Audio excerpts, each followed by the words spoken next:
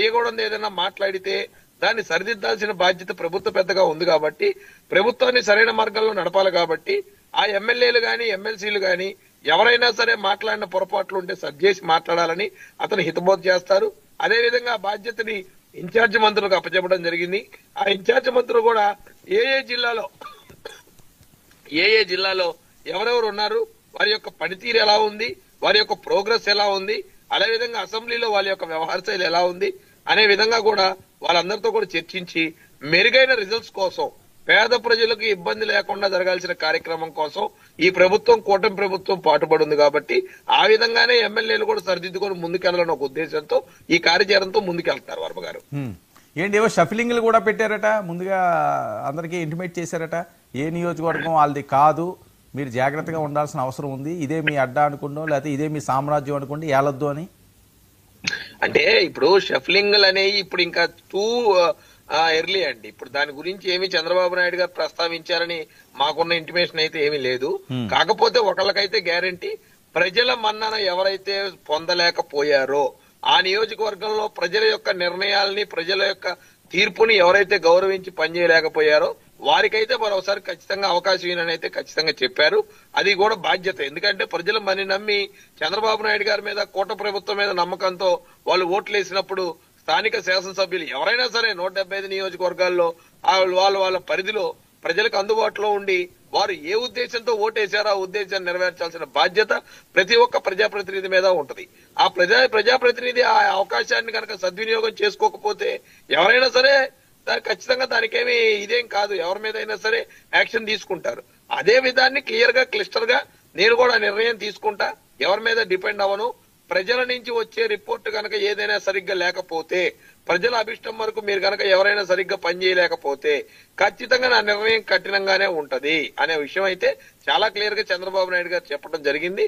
ఎందుకంటే చంద్రబాబు నాయుడు గారికి ముందు ప్రజలు, తర్వాత కార్యకర్తలు ఈ రెండింటినీ కూడా సమన్వయం చేసుకుంటారు కాబట్టి ఖచ్చితంగా వాటిని బ్యాలెన్స్ చేసుకుంటూ ముందుకెళ్తారని తెలియజేస్తా ఉన్నాం. కిరణ్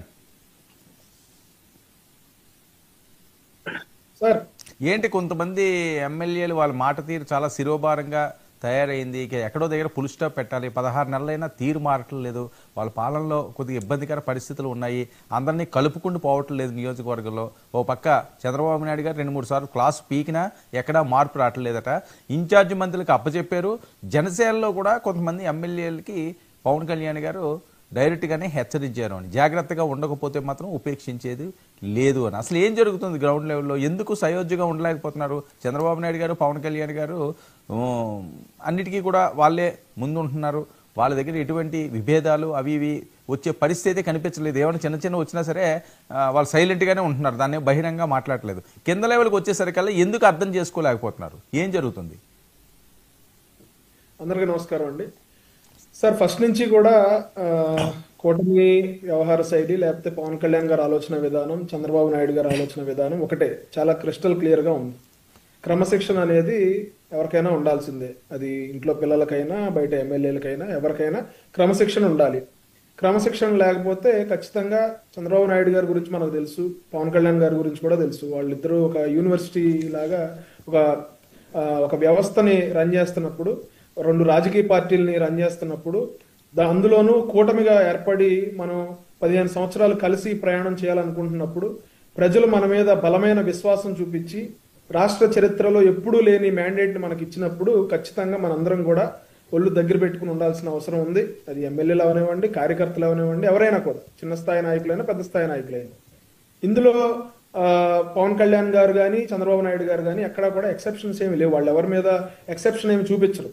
కాకపోతే మాకు చెప్పేది ఏంటంటే, ఈ రోజున కొత్తగా చెప్తున్నది కాదు సార్, డే 1 నుంచి కూడా మీరందరూ కూడా చాలా జాగ్రత్తగా ఉండాలి. ప్రజల దగ్గర ఎక్కడా కూడా మీ అధికార దర్పాన్ని కానీ లేకపోతే మీ అహంకారాన్ని కానీ అలాంటివి ఏమన్నా ఉంటే మీరు చూపించే పరిస్థితులు లేవు. మీరు అలాంటివి ఏమైనా చూపిస్తే మేము ఉపేక్షించము, మీ మీద నిర్దాక్షిణ్యంగా యాక్షన్ తీసుకుంటామని చెప్పి ఫస్ట్ నుంచి చెప్తా ఉన్నారు. ఒకళ్ళిద్దరు ఎక్కడన్నా చెదురుమదురు ఘటనలు జరిగినా వాళ్ళందరినీ కూడా సస్పెండ్ చేయడం కూడా జరిగింది. సో చిన్న చిన్న ఘటనలని ఎప్పుడు ఉంటాయి సార్. ఇప్పుడు ఇంత పెద్ద వ్యవస్థని, ఇంత పెద్ద పార్టీలు కలిసినప్పుడు, 3 పార్టీలు కలిసి పోటీ చేసినప్పుడు, ప్రజలకి మా మీద ఎక్స్పెక్టేషన్ ఎక్కువ ఉన్నప్పుడు చిన్న చిన్న ఘటనలు ఏమైనా జరిగినా కూడా ఖచ్చితంగా అవన్నీ ఎక్స్పెక్టెడే. ఎక్కడా కూడా చిన్న చిన్న విషయాల్ని బయట మాట్లాడాల్సిన అవసరం లేదు. ఇప్పుడు మా కుటుంబంలో ఏదైనా చిన్న చిన్న మనస్పర్ధలు వస్తే మనం రోడ్డు మీదకి వచ్చి గొడవలు పెట్టుకోం కదా. అదే విధంగా ఇప్పుడు కూటమి పార్టీలో కూడా ఎక్కడైనా చిన్న చిన్న మిస్అండర్స్టాండింగ్స్ ఉన్నా లేకపోతే చిన్న చిన్న ఇబ్బందులు ఉన్నా కూడా ఇవి సర్దుకుని ముందుకెళ్ళిపోవాలి తప్ప for larger good, for greater cause కోసం మనం ముందుకెళ్ళిపోవాలి తప్ప వాటి గురించి పంచాయతీలు పెట్టుకునే పరిస్థితి ఏమి ఉండదు. ఈ రోజున మనం చూస్తామంటే చంద్రబాబు నాయుడు గారు ఫస్ట్ నుంచి ఆయన ఎప్పటికప్పుడు ఎమ్మెల్యేలకి వాళ్ళకి ఫీడ్బ్యాక్ ఇచ్చుకుంటూ, అంటే ఈ రోజున కొత్తగా చేస్తున్నది కాదు, ఆయన ముందు అధికారంలోకి వచ్చినప్పుడు కూడా ఎప్పటికప్పుడు ఎమ్మెల్యేలకు ఫీడ్బ్యాక్లు ఇచ్చుకుంటా, అదేవిధంగా అధికారులకు ఫీడ్బ్యాక్లు చెప్పుకుంటా వాళ్ళతో ఎలా పని చేయించుకోవాలి, ఎట్లా ప్రజల దగ్గరికి పథకాలు తీసుకెళ్లాలని చెప్పేది చంద్రబాబు నాయుడు గారు ఎప్పటి నుంచో చేస్తూ ఉంటున్న కార్యక్రమం. ఈ రోజున పవన్ కళ్యాణ్ గారు కూడా ఎమ్మెల్యేలతో ఈ రోజున సమావేశమైంది ఫస్ట్ మీటింగ్ కాదు. అధికారంలోకి వచ్చిన దగ్గర నుంచి, ఏది 2024 కూటమి ప్రభుత్వం అధికారంలోకి వచ్చిన దగ్గర నుంచి అసెంబ్లీ సమావేశాలకు ముందు, అసెంబ్లీ సమావేశాలకు తర్వాత, అసెంబ్లీలో ఎట్లా మాట్లాడాలి, మన భాష ఎట్లా ఉండాలి, ప్రజా సమస్యల మీద మనమే స్వపక్షంలో విపక్షంలాగా హుందాగా మనం ఎట్లా ప్రశ్నలు సంధించాలి, మనం గౌరవప్రదంగా ఎట్లా నడుచుకోవాలని చెప్పి వాళ్ళకి తరగతి గదులు కూడా పెడుతున్న పరిస్థితి. సో దాన్నేమి మనం కొత్తగా చూడాల్సిన పరిస్థితి లేదు. ఆల్రెడీ పవన్ కళ్యాణ్ గారు ఫస్ట్ నుంచి చెప్తున్నదే. ఈ రోజున కూడా మొన్న అసెంబ్లీ సమావేశాలు అయ్యాయి. పవన్ కళ్యాణ్ గారు ఈ రోజున అందరితో మీటింగ్ పెట్టారు. మీటింగ్ పెట్టి ఎప్పటికప్పుడు దిశానిర్దేశం చేయడంలో తప్పేం లేదు కదా. అందుకని పవన్ కళ్యాణ్ గారు ఏదో వాళ్ళని క్లాస్ పీకుతున్నట్టు, లేకపోతే చంద్రబాబు నాయుడు గారు ఏదో ఒక ఎమ్మెల్యేలు క్లాస్ పీకుతున్నట్టు ఏం కాదు. ఖచ్చితంగా ఇప్పుడు ఒక స్కూల్లో ఒక విద్యార్థి తప్పు చేస్తే ప్రిన్సిపాల్ ఎలా మందలిచ్చి లేకపోతే వాళ్ళని సరైన దారిలో పెడతారో, ఒకళ్ళిద్దరు ఎమ్మెల్యేలు ఏమన్నా గాడి తప్పితే వాళ్ళని మళ్ళీ బ్యాక్ టు ట్రాక్ తీసుకురావడంలో వీళ్ళిద్దరూ చాలా ఎక్స్పర్ట్లు కాబట్టి ఖచ్చితంగా ఆ విధంగానే వాళ్ళకి దిశానిర్దేశం ఉంటుంది తప్ప ఎవరిని కూడా మీరు పైన మీరు అన్నట్టు ఇందాక పై లెవెల్లో వాళ్ళు బాగా ఉన్నారు, కింద లెవెల్లో బాగా లేరు అనేది ఏం లేదు. 1-2 రోజుల్లో ఏమైనా ఇబ్బందులు ఉంటే అన్ని సర్దుకుంటాయి sir. Okay, right. Suresh, sir ఏంటి వాళ్ళది సాఫీగా సాగుతుందట, ఎమ్మెల్యేలు తప్పు చేసినా సరే తేడా వస్తే కళ్ళు వేసేస్తామంటున్నారట.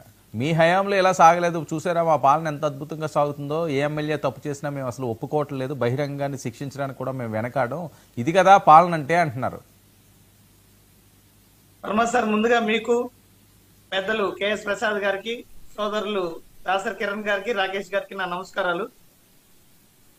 చంద్రబాబు నాయుడు గారు ఆయనకున్నంత అనుభవాన్ని ఎప్పుడైతే ఇతర పార్టీల్ని మభ్య పెట్టడానికో లేదా ప్రజలను మభ్య పెట్టడానికి ఉపయోగిస్తుంటారో వాటిల్లో వచ్చేటువంటి మాటలే తప్ప వాస్తవంగా జరిగే మాటలు కాదు.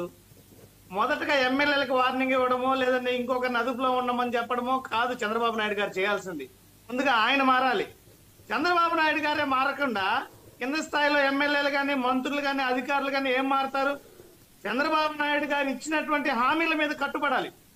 చంద్రబాబు నాయుడు గారు ఇచ్చినటువంటి హామీల మీద కట్టుబడకుండా రెండో ఏడాది వచ్చేస్తే కూడా ఇప్పటికీ అరాకొరాగా ఈరోజు పథకాలు అమలు చేస్తుంటే ప్రజల్లో వచ్చేటువంటి వ్యతిరేకతని ఎమ్మెల్యేలు, మంత్రులు ఏం చేస్తారు? ఈరోజు పూర్తి ఒక నిమిషం చెప్తాను నేను ఇస్తాను. రాకేష్ నేను ఇస్తాను ఎందుకంటే క్లాస్ స్టార్ట్ చేస్తే అర్థం కాదు. రాకేష్ మీరు సరే, రాకేష్ ఒక్క నిమిషం అండి. ఇప్పుడు ఎమ్మెల్యే తీరు గురించి అడిగారు వర్మ గారు. అదే ఇదే వైఎస్ఆర్ కాంగ్రెస్ పార్టీ కాదు. ఎమ్మెల్యేలు ఇష్టం వచ్చినట్టు మాట్లాడినా ఊరుకొని ఉంటానికి జగన్మోహన్ రెడ్డి కాదు, మా చంద్రబాబు నాయుడు గారు, పవన్ కళ్యాణ్ గారు. నోటికి ఏదొస్తే సరే కాదు వినండి. రాకేష్ ఒక్క నిమిషం వినండి.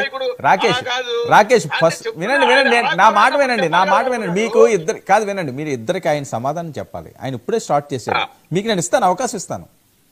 చెప్పనండి వెయిట్ చేస్తాను. ఓకే, వచ్చేసి సోదరులారా, నా అభిప్రాయాన్ని చెప్పండి, తర్వాత మీ అభిప్రాయాలు చెప్పండి. మీకు ఏదైనా అధ్యక్షత ఉంటే చెప్పండి. మధ్యలో క్రాస్ టాక్ చేసి ఇప్పుడు నా అభిప్రాయం ప్రజల్లోకి వెళ్ళదు, మీ అభిప్రాయం వెళ్ళదు. దీనివల్ల ఉపయోగం ఉండదు. ప్రజలు నిర్ణయిస్తారు ఎవరిది ఏంటని. ఈరోజు చంద్రబాబు నాయుడు గారు చెప్పారు వర్మ సార్ ఏమని, గత 2019 నుంచి 24 వరకు ఎవరైనా సంతోషంగా ఉన్నారా, ఎవరి కళ్ళల్లో ఉన్న నవ్వు కనబడిందా అని. ఒక చంద్రబాబు నాయుడు గారికి తప్ప మిగతా రాష్ట్రంలో అందరూ నవ్వారు 19 నుంచి 24 వరకు. పాపం ఆయన ఒక్కడే నవ్వంది. అది గుర్తుపెట్టుకోవాలి చంద్రబాబు నాయుడు గారు. ఈరోజు జగన్మోహన్ రెడ్డి గారిని విమర్శిస్తూ ఏ వేదిక ఎక్కినా కూడా గతంలో జరిగిన విధ్వంసం అంటూ మాటికొస్తే జగన్మోహన్ రెడ్డి గారి మీద విమర్శలు చేసేదే పని కట్టుకొని ఉంటున్నారు చంద్రబాబు నాయుడు గారు. కానీ ఆయన చేసేది ఏమన్నా చెప్తున్నాడు ఎక్కడైనా? ఏం ఉద్ధరించారని చెప్పి 16 నెలల్లో. ఈ రోజు జగన్మోహన్ రెడ్డి గారు 5 ఏళ్లలో చేసిన అప్పుని 50% దాటిపోయారు. ఇది విధ్వంసం కాదా? ఇచ్చిన హామీలు మొదటి ఏడాది ఎగ్గొట్టారు, ఇది విధ్వంసం కాదా, మోసం కాదా? ఈ రోజు ఆటో సోదరులకు ఇచ్చినటువంటి పథకం ఏంటి? ఆయన చెప్పింది ఏంటి ఎన్నికల మేనిఫెస్టోలో? బ్యాడ్జ్ కలిగినటువంటి లారీ డ్రైవర్లకి, టిప్పర్ డ్రైవర్లకి ఈ పథకాన్ని ఇస్తానని చెప్పి ఈ రోజు మొండి చేయి చూపించడం మోసం కాదా, దుర్మార్గం కాదా? మేము 5 సంవత్సరాలు కూడా ఈ డ్రైవర్లందరికీ కూడా ఈ పథకాన్ని వర్తింపజేశాం. జగన్మోహన్ రెడ్డి గారి హయాంలో 2,30,000 మందితో ప్రారంభమైనటువంటి పథకం 2,75,000కు చేరి 5 ఏళ్లలో కూడా ప్రతి ఏడాది ఇచ్చాం. మరి చంద్రబాబు నాయుడు గారు మొదటి ఏడాది టోకరా, ఈ అరాకొరగా ఇప్పుడు ఇచ్చారు. కొత్తగా ఏం పెరిగింది? లారీ డ్రైవర్లు ఎక్కడ, టిప్పర్ డ్రైవర్లు ఎక్కడ? ఎందుకు వాళ్ళకి ఇవ్వటం లేదు? ఇది మోసం కాదా? ఇది విధ్వంసం కాదా? మరోవైపు లిక్కర్ గురించి మాట్లాడుతున్నారు. జగన్మోహన్ రెడ్డి గారు ఆడబిడ్డల పుస్తలు భద్రంగా ఉండాలని చెప్పి క్రమేపీగా రేట్లు పెంచుకుంటూ మద్యం అందుబాటులో ఉండడాన్ని తగ్గించి తీసుకొస్తే ఈ రోజు వీళ్ళు ఫేక్ ఫ్యాక్టరీలు పెట్టి నాసిరకం మద్యాన్ని, కల్తీ మద్యాన్ని తయారు చేస్తుంటే ఇది రాష్ట్రం విధ్వంసం కాదా? ఆడపడుచులకు అన్యాయం కాదా? ప్రజల ప్రాణాలతో చెలగాటం కాదా? మళ్ళీ ఏ వేదిక ఎక్కినా విధ్వంసం అని మాట్లాడతాడు ఆయన. ఇదేమన్నా పద్ధతే? ఆయనకి చేతనైతే ఏం చేయగలుగుతారో చేసి చూపించాలి. ఇప్పటి వరకు అప్పుల్లో రాష్ట్రాన్ని ముందుకు తీసుకెళ్లిపోతున్నారు. ఏ వర్గాన్ని చూసినా విద్య, వైద్యం. సో కూటమి కాదు సురేష్, కూటమి ఏం చేయట్లేదు అంతేనా? పూర్తిగా విధ్వంసం చేస్తారు ఆంధ్రప్రదేశ్ ని, అదే మీ ఫీలింగ్? పూర్తిగా విఫలమైనటువంటి పరిస్థితి ఈ రోజు స్పష్టంగా కనిపిస్తోంది సార్. మీరు చూడండి, అప్పుల్లో కూడా ఏ నిరుద్యోగిని అడిగినా, ఏ మహిళను అడిగినా, ఏ విద్యార్థిని అడిగినా, ఏ రైతన్నని అడిగినా ఈ రోజు ఈ కూటమి ప్రభుత్వం వలన ఎంత బాధపడుతున్నారో కన్నీళ్లతో వెళ్లబోస్తున్నారు. వాళ్ళ బాధ ఎక్కడుంది? పథకానికి న్యాయం చేస్తున్నారు. ఒక్కటి స్పష్టంగా చెప్పండి చూద్దాం. ఏ పథకానికి వీళ్ళు తూట్లు పడవకుండా అమలు చేస్తారు చెప్పమనండి. ఉందా? పథకాల గురించి మాట్లాడే ధైర్యం వీళ్ళకుందా? జగన్మోహన్ రెడ్డి గారి గురించి చెప్పారు. ఈ రోజు జగన్మోహన్ రెడ్డి గారి వల్లే ఈ రోజు కూడా మీరు డ్రైవర్లకు పథకాలు ఇచ్చారు. ఈ రోజు జగన్మోహన్ రెడ్డి గారు గతంలో ఇవ్వడం వల్లనే ఈ రోజు మీరు తల్లికి వందనం అంటూ పథకాలు ఇస్తున్నారు. జగన్మోహన్ రెడ్డి గారు ప్రవేశపెట్టడం వల్లనే మీరు ఈ రోజు అన్నదాత సుఖీభవ అంటున్నారు. ఈ రోజు ఈ వర్గాలన్నీ కూడా జగన్మోహన్ రెడ్డి గారిని గుర్తు చేసుకుంటున్నారు. ఆయన దయతో ఆయన ప్రవేశపెట్టిన పథకాల వల్లే ఈ రోజు చంద్రబాబు నాయుడు గారు కూడా ఈ పథకాలను తీసుకురావాల్సి వచ్చిందని ప్రజలందరికీ తెలుసు. ఏ నాయకుడు ప్రజల కోసం పనిచేశాడని. వీళ్ళు వేదికల మీద ఎక్కి ఏదో మాటలు మాట్లాడితే ప్రజలు నమ్మరు. ఈ రోజు ప్రతి పథకం కూడా ఈ రోజు వీళ్ళకి భయపడన్నా ఇస్తున్నారంటే కారణం జగన్మోహన్ రెడ్డి గారు. ఇది ప్రజలందరూ కూడా గుర్తించారు. ఓకే ప్రసాద్ గారు, ఏంటి ఎమ్మెల్యేలు ఫుల్ వార్నింగ్లు ఇస్తున్నారట? పవన్ కళ్యాణ్ ఆల్రెడీ ఈ రోజు మీటింగ్ కూడా పెట్టారు అని చెప్పి. ముందుగా 99 టీవీ ప్రేక్షకులకు నమస్కారం, అలాగే ప్యానల్లో మిత్రులకి మీకు కూడా నమస్తే సార్. నేను ఒకటి మాత్రం చెప్పగలను, ఇన్ఛార్జి మంత్రులను కూడా ఖాతరు చేయని ఎమ్మెల్యేలు, ఇది వాస్తవం. అనంతపూర్లో కాపు రామచంద్రారెడ్డి వర్సెస్ కాలువ శ్రీనివాసులు గారిది ఈ మైనింగ్ విషయంలో తీవ్రమైన పరిస్థితి. వాళ్ళు కొత్తగా వైఎస్ఆర్సీపీ నుంచి జాయిన్ అయిన ఎమ్మెల్యేలు కూడా కొన్ని నియోజకవర్గాల్లో అది జనసేన పరంగానో లేదంటే బీజేపీ పరంగానో జాయిన్ అయ్యి తెలుగుదేశం వాళ్ళని నానా తిప్పలో పెడుతున్నారు. ఇదైతే వాస్తవం. In the same scenario Janasena వాళ్ళకి కూడా ఉభయ గోదావరి జిల్లాలో అనుకోండి, ఉత్తరాంధ్రలో కూడా ఇంతే టఫ్ టాస్క్ వాళ్ళకు ఉంటుంది. చంద్రబాబు గారిని మీరు నాద్యంతం గమనించగలిగితే ఫ్రమ్ ద బిగినింగ్ నుంచి ర్యాంకింగ్లు ఇచ్చుకుంటూ వస్తున్నారు ఎమ్మెల్యేలకి. అలాగే మినిస్టర్ల పనితీరుల మీద కూడా ఆయన కన్స్ట్రక్టివ్గా ర్యాంకింగ్స్ ఇస్తూ వాళ్ళ పనితీరుని ఎప్పటికప్పుడు మెరుగుపరచడానికి ఆయన చెప్తూనే ఉన్నారు. ఇది అసలు మొదలైంది ఈ బాలకృష్ణ అండ్ కామినేని యొక్క అసందర్భ పేలాపనలు. అసెంబ్లీలో తలాతోక లేకుండా మాట్లాడిన దానికి వాళ్ళ మీద సత్వర చర్యలు కాకుండా ఇప్పుడు మొత్తం అందరినీ ప్రక్షాళిస్తూ కూర్చుంటాం అంటే, మీరు ఇందాకలు అన్నట్టు చంద్రబాబు గారు జనసేన పార్టీ ఎమ్మెల్యేలను కూడా అంటే 13 మంది తెలుగుదేశం నుంచి వచ్చి గెలిచిన వాళ్ళే కాబట్టి వాళ్ళ మీద తెలియకుండానే వీటో పవర్ తెలుగుదేశం ఉంటుంది కాబట్టి వాళ్ళు కూడా గదమాయించి ఉంటారు. సో ఓవరాల్ సినారియోలో మీరు రాష్ట్రంలో ఇక్కడ మళ్ళీ విజయవాడ పరిసర ప్రాంతాల్లో చూస్తే గతంలో దేవినేని ఉమా గారు వర్సెస్ వసంత కృష్ణప్రసాద్, ఇవాళ వసంత కృష్ణప్రసాద్ వైఎస్ఆర్సీపీ నుంచి తెలుగుదేశంకి వచ్చి ఆ మైనింగ్ అది ఇంకా కంటిన్యూ అవుతూనే ఉంది తప్ప అది ఎక్కడ దానికి ఫుల్ స్టాప్ కూడా పడలేదు. సో ఈ పరిస్థితుల్లో ఓవర్కమ్ చేయడానికి ఎమ్మెల్యేల దగ్గర ఇన్ఛార్జ్ మంత్రులకి ఎవరికి సమన్వయం అయితే లేదు. ఓవరాల్గా ఈ గవర్నమెంట్ వచ్చిన దగ్గర నుంచి కన్స్ట్రక్టివ్గా, ఎందుకు మనం ఎవరో కాదు మా బొలిశెట్టి సత్యనారాయణ గారు మా మంచి మంత్రుడు ఆయన ఒక ఇంటర్వ్యూ చూడండి, చాలా కేటగిరీగా చెప్పాడు. ఎక్కడి నుంచి ఫైనాన్షియల్ రిసోర్సెస్ వస్తాయి, రియల్ ఎస్టేట్ వ్యాపారస్తుల దగ్గర నుంచి ఇంక్లూడింగ్ ఆర్టీ రిజిస్ట్రేషన్ ఆఫీసుల దగ్గర నుంచి కూడా డబ్బులు వస్తాయి. ఇవన్నీ చూస్తే అగ్రిగేట్న 5 crores ఫర్ ఈచ్ నియోజకవర్గం అన్నట్టుగా ఆయనే చెప్పాడు. సో ఇవన్నీ తెలుస్తున్నప్పుడు ఆయా ప్రాంతాల్లో ఉన్న ఎమ్మెల్యేల యొక్క స్థానికతని, అక్కడ ఉన్న మైను, ఇసుక, ఇలాంటి వాటిల్లో మట్టి, ఇలాంటి వాటి మీద విపరీతంగా దోపిడీ జరుగుతున్న ఈ రోజుల్లో ఏ ఎమ్మెల్యే కూడా ఏం అతీతం కాదన్న విషయం అందరికీ అర్థమవుతుంది. ఇవాళ వైఎస్ఆర్సీపీ నుంచి జనసేన పార్టీలో బీజేపీ పార్టీలో జాయిన్ అయిన వాళ్ళు కూడా చాలా తీవ్రమైన ఒడిదుడుకుల్ని ఈ ప్రభుత్వం ఎదుర్కొంటుందన్న విషయం కూడా వాళ్ళు చెప్పకనే చెప్తున్నారు. మీరు నేనే కదా, అందరూ కోడే కూస్తున్నారు ఆ విషయంలో. సో ఓవరాల్ గా మీరు ఈ ర్యాంకింగ్లు ఇవన్నీ చూసుకుంటే ఎక్కడికక్కడ నిలువరించడానికి ముఖ్యమంత్రి గారు అన్యోపదేశంగా వాళ్ళకి పిలిచి సమన్వయపరచడానికి, సంధానపరచడానికి ఇవాళ ఇన్ఛార్జ్ మంత్రులకి ఇంకోసారి డిస్కషన్ పవర్స్ ఇచ్చినా సరే ఎప్పటిదాకా జరిగిన డ్యామేజ్ని ఎలా నిలువరిస్తారన్న దగ్గర వీళ్ళకి సమాధానం లేదు. తర్వాత మీరు ఆటోలు అన్నదానికి ఇవాళ 4,65,000. షఫ్లింగ్ ఏంటి? షఫ్లింగ్ సంగతి అదే కాబట్టి దాని మీద ఇప్పుడు షఫ్లింగ్ అంటే ఇప్పుడు పవన్ కళ్యాణ్ గారు ఉన్నారు పిఠాపురంలో. వరం గారికి ఈ టర్మ్ ఆగని చెప్పి ఇచ్చి ఉండొచ్చు. ఉదాహరణకి నేను ఎగ్జాంపుల్ చెప్తున్నాను. రేపు పిఠాపురంలో మళ్ళీ వరం గారి చందని నియోజకవర్గాలు పునర్విభజన జరగవచ్చు, లేదంటే పవన్ కళ్యాణ్ గారికి ఎలాగో ఒక కన్సిస్టెంట్ గా ఒకే నియోజకవర్గం కాదు కాబట్టి అక్కడ ఒక ప్రాబిలిటీ ఉంది. అది మొదటి నుంచి ఇండికేషన్ ఇచ్చారు అనుకోండి, ఏముంది. తర్వాత ఇక్కడ అనంతపూర్ పరిసర ప్రాంతాల్లో వైఎస్ఆర్సీపీ నుంచి వచ్చిన వాళ్ళకి ఓటా అనంతపూర్లో టికెట్లు ఇచ్చారు. ఈ సెకండ్ స్టేట్ లో అలా గెలవడం కర్నూలు పరిసర ప్రాంతాల్లో అంత ఈజీ అయితే కాదు కదా. ఈసారి ఒక వేవ్ తో ముందుకెళ్లారు 124 స్థానాలతో. నెక్స్ట్ ప్రిపరేషన్ చాలా ఇంపార్టెంట్ కదా.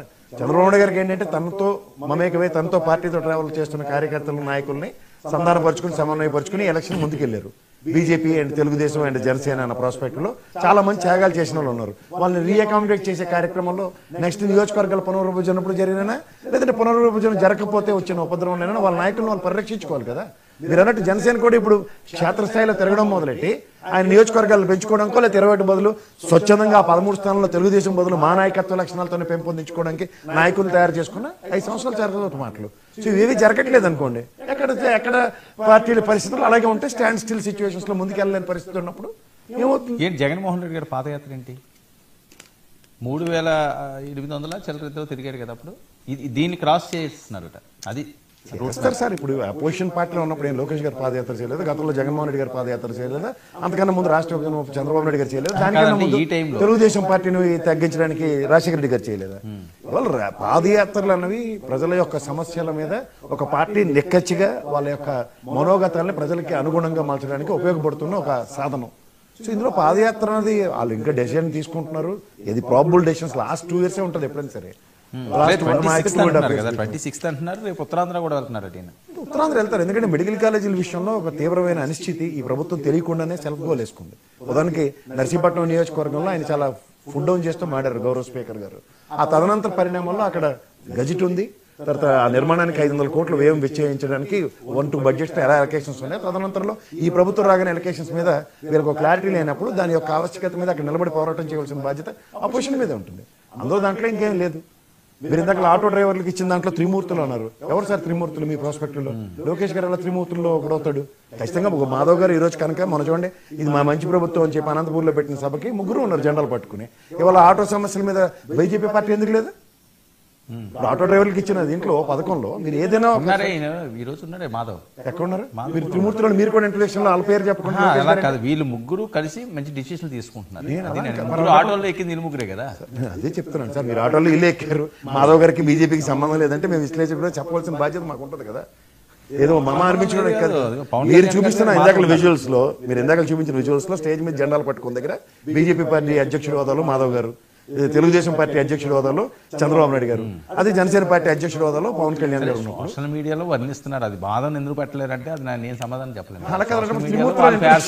వాళ్ళ ఫ్యాన్స్ ఏదో మాట్లాడుకుంటున్నారు, సోషల్ మీడియాలో పెట్టుకుంటున్నారు. సార్ నేను కాదంటలేదు సార్. ఇవాళ మీకు మళ్ళీ చెప్తున్నాను, ఒక 3 పార్టీలతో సమన్వయపరుచుకున్న కూటమి ప్రభుత్వం కింద నేను అభివర్ణిస్తున్నప్పుడు ఆ త్రిమూర్తుల్లో ఒక హోదా బీజేపీకి ఇవ్వాల్సిందే. ఆ హోదాని మళ్ళీ మీరు లోకేష్ గారితో భర్తీ చేస్తే అర్థాలు పరమార్థాలు మారిపోతాయి. ఇక్కడున్న పరిస్థితుల్లో ఒక ఎమ్మెల్యే తన డిస్క్రిప్షన్స్ లో ఆ నియోజకవర్గం మీద ఇందాక చంద్రబాబు గారు మీరు అన్నట్టుగా శాసించే స్థాయికి వెళ్ళిపోతున్నప్పుడు ఇది ప్రజాస్వామ్యం. నెట్ట నిరుల దోపిడీ జరుగుతున్నప్పుడు, నెట్ట నిరుల అక్కడ ఉన్న సహజ వనరుల దోపిడీ జరుగుతున్నప్పుడు వీటి మీద ఖచ్చితంగా ప్రజలు ఫుడ్ డౌన్ చేస్తారు. దానికన్నా ముందు ప్రభుత్వం చేతామని తీసుకుని ఒక నియోజకవర్గంలో ఒక సామర్థ్యం తగ్గిన దానికన్నా విపరీతంగా ఒక సామర్థ్యాన్ని పెంచుకుంటున్న ఎమ్మెల్యే మనకన్నా వాళ్ళ గుడ్ బుక్స్ లోనో బ్యాడ్ బుక్స్ లో ఎలా ఉంటాడో మనం చెప్పక్కర్లేదు. ఎందుకంటే ఏ ప్రాతిపదిక మీద ఎమ్మెల్యే అయినప్పుడు ఆ ప్రాతిపదికని జస్టిఫై చేసుకుంటూ ముందుకెళ్లే దగ్గర ఆ తీవ్రతని విపరీతనాన్ని ప్రదర్శిస్తున్నప్పుడు ముఖ్యమంత్రి గారి హోదాలో దాన్ని ఖచ్చితంగా దాన్ని ఎప్పటికప్పుడు అప్డేట్ చేసుకుంటారు. ఇన్ఛార్జ్ మంత్రులకు అప్పచెప్పడం అన్నది కరెక్ట్ ఐడియానే. ఇన్ఛార్జ్ మంత్రులు ఆల్రెడీ ఉన్నారండి. వాళ్ళ మాట వెనకలేదు. వాళ్ళని పిలిచి వాళ్ళ సమక్షంలో ఇంత గడ్డెట్టారు. ఇవాళ ఇన్ఛార్జ్ మంత్రులు కూడా వీళ్ళు ఓవర్టేక్ చేసుకుని అదే చెప్తున్నాను. ఇక్కడ కాలువ శ్రీనివాసరావు గారు ఆల్రెడీ 3 సార్లు ఇన్ఛార్జ్ మంత్రి దృష్టిలోకి తీసుకెళ్లారు. అయినా సరే అక్కడ ఏం ఆగట్లేదు. మీరు ఇందాక త్రిమూర్తుల్లో మీరు ఎప్పుడైతే బీజేపీకి ఎలివేషన్స్ ఇస్తారో ఓ మాధవ్ గారి రోల్ కూడా ఇక్కడ ప్లే అవుతూ ఖచ్చితంగా దాన్ని జస్టిఫై చేసే ఆపర్చునిటీ ఉంటుంది ఈ కూటమికి. ఎప్పుడైతే మీరు అక్కడ రీప్లేస్మెంట్లు జరుగుతున్నప్పుడు వాళ్ళు రీప్లేస్మెంట్ యాక్ట్ లో వాళ్ళు పని చేసుకుంటే వెళ్తారు. ఓకే, రాకేష్ ఏంటి ఇన్ఛార్జ్ మంత్రులు కూడా పట్టించుకోవట్లేదా కొంతమంది ఎమ్మెల్యేలు? నిజమా? అంటే కేఎస్ఆర్ గారికి, ఆ మూర్తి గారికి అన్ని కేఎస్ఆర్ చోట్ల గారు, చెవులు కేఎస్ఆర్ ఉన్నట్టున్నాయి. ప్రసాద్ గారు, కేఎస్ ప్రసాద్ అదే గారు, ప్రసాద్ గారికి అన్ని చోట్ల చెవులు ఉన్నట్టున్నాయి. ఏ మంత్రి పేషీలో ఏం నడిచినా, ఏ ఎమ్మెల్యే ఏం చేసినా ఈయనకే ఫోన్ చేసి చెప్తారనమాట. అందుకే ఏంటంటే ఆయన సీనియర్ ఆర్టిస్ట్ కాబట్టి ఏది చెప్పినా, నేను ఏది చెప్పినా చెల్లుబాటు అవుద్దన్న ఆలోచనలో ఆయన ఉంటా ఉన్నాడు. అంతకు మించి ఏం లేదు. ఇన్ఛార్జ్ కాలువ శ్రీనివాస్ గారితో ఒకసారి రిఫర్ చేసుకోండి సార్. చెప్పారు. కాలువ శ్రీనివాస్ గారిది నిరంతరమైన పోరాటం అనంతపురం లో అపోజిషన్ లో ఉన్నప్పుడు కూడా రూలింగ్ లో కూడా అదే ప్రాబ్లం ఉంది ఆయనకి. ఒకసారి చెక్ చేసుకోండి. అక్కడ ఏమైనా సమన్వయ లోపాలుంటే ఒక్క దెబ్బతో క్లియర్ అవుతాయా? సిద్ధాంతపరంగా సమన్వయ లోపాలు ఉంటే నిదానంగా ఒక్కోటి క్లియర్ చేసుకుంటూ రావాల్సి ఉంటది. ఒక్కొక్కసారి ఒక్క సిట్టింగ్ లోనే అయిపోద్ది, ఒక్కోసారి 4-5 సిట్టింగ్లు పడుతుంది. దానికి మనం కంగారు పడితే ఎట్లా? ప్రతిదానికి కూడా సమన్వయం చేసుకోవడానికే కదా చంద్రబాబు నాయుడు గారు అప్పచెప్పింది పని. ఆ పని పూర్తవక ముందే మీరు 2 సార్లు కూర్చున్నారు అవ్వలేదు, 3 సార్లు కూర్చున్నారు అవ్వలేదు. త్రిమూర్తుల్లో మా మాధవ్ గారి పేరు చెప్పలేదు. ఎవరు చెప్పారు? ఇవాళ ప్రయాణించిన ఆటోలో మాధవ్ గారు కూడా ఒక ఆటోలో ఉన్నారు. మీరు చూసారా? ఇదేదైతే అనంతపురంలో జరిగిన మీటింగుల్లో 3 జెండాలు 3 పార్టీ నాయకులు ఎలా పట్టుకున్నారో ఇవాళ ప్రయాణించిన ఆటోలో మాధవ్ గారు కూడా ఉన్నారు. దాని గురించి మీకు ఇన్ఫర్మేషన్ లేదు. ఈ రోజు అంటే ఆయన కాకి షర్ట్లు వేసుకోలేదు కదా, అందువల్ల కాదు. వీళ్ళందరూ కాకి షర్ట్లు వేసుకున్నారు కదా, ఆయన ఇంట్రడక్షన్ మీరు వర్మ గారికి ఇంట్రడక్షన్ ఆయన మాడింది వినుంటే మీరు చెప్పుంటారు. మీరు పవన్ కళ్యాణ్ గారి పక్కన ఎవరున్నారో ఒకసారి ఫోటోలో ఓకే, నేను వచ్చారని చెప్పాను కదండి, నేనే చెప్పాను కదా. ఓకే, పవన్ కళ్యాణ్ గారి పక్కన ఎవరున్నారో చూస్తే మీకు క్లియర్ గా అర్థం అవుతుంది. వచ్చారని చెప్పాను నేను. సరే వదిలేండి, ఇంకా అది టాపిక్. త్రిమూర్తులు అన్నప్పుడు మాధవ్ గారు నేను చెప్పినప్పుడు బాధలేదా? ప్రజలని అదే నేను చెప్పింది. సీనియారిటీ మనకు ఉంది కదా, మనం అబద్ధం చెప్పినా ప్రజలు చెల్లుబాటు అది సోషల్ మీడియాలో వచ్చింది, ఇలా త్రిమూర్తులను వర్ణిస్తున్నారు. దానికోసం డిస్కస్. వారికి ఇవ్వాల్సిన గౌరవం ప్రతి చోట మేము ఇస్తానే ఉన్నాం. కానీ మీరు ఎంత తప్పు మాట పట్టించినా కూడా ఈ రోజు వినడానికి ఎవరో కూడా సిద్ధంగా లేరన్న విషయం మీరు తెలుసుకోవాల్సిన అవసరం ఉంది. ఇందాక మా child artist, YCP child artist మాట్లాడుతూ అనేక మాటలు మాట్లాడారు. 1 కాదు 2 కాదు. పాపం ఆయన బాధ అంతా వెళ్ళగక్కుతా ఉన్నారు. ఆయన బాధ ఏంటో తెలియదు. తెలుగుదేశం ప్రభుత్వం, ఎన్డీఏ కూటమి ప్రభుత్వం ఏం పనిచేయలేదు అంటాడు.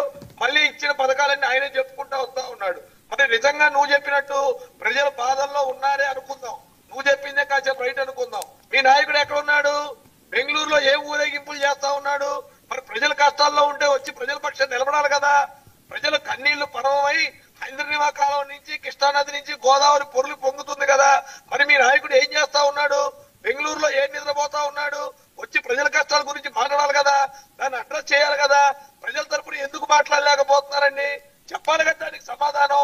ఈ రోజు 436 కోట్ల రూపాయలు ఆటో కార్మికులకు ఇస్తే మోసం అంట, ఉచిత బస్సు మహిళలకు ఇస్తే మోసం అంట, అన్నదాత సుఖీభావ రైతులకు ఇస్తే మోసం అంట, ఇంకా అంట వీళ్ళంట మందు రేట్లు పెంచి మందు తగ్గిద్దాం అనుకున్నారంట. ఆ లెక్కరేంటో, ఆ కథ ఏంటో ఇంటర్నేషనల్ వ్యాప్తంగా కోర్టులు తిప్పుతా ఉన్నాయి. ఎందుకు కంగారు పడతా ఉన్నారు? ఎందుకు ఉలికిపాటు పడతా ఉన్నారు? అన్ని ఒక్కొక్కళ్ళు బయటకు వస్తా ఉన్నాయి, అరెస్టులు అవుతా ఉన్నారు, డబ్బు దొరుకుతా ఉంది.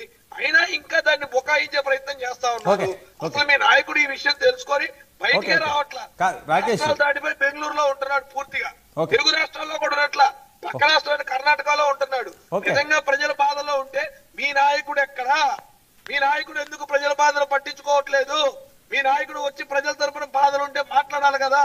ఈ రోజు ఆయనకి పని లేదు.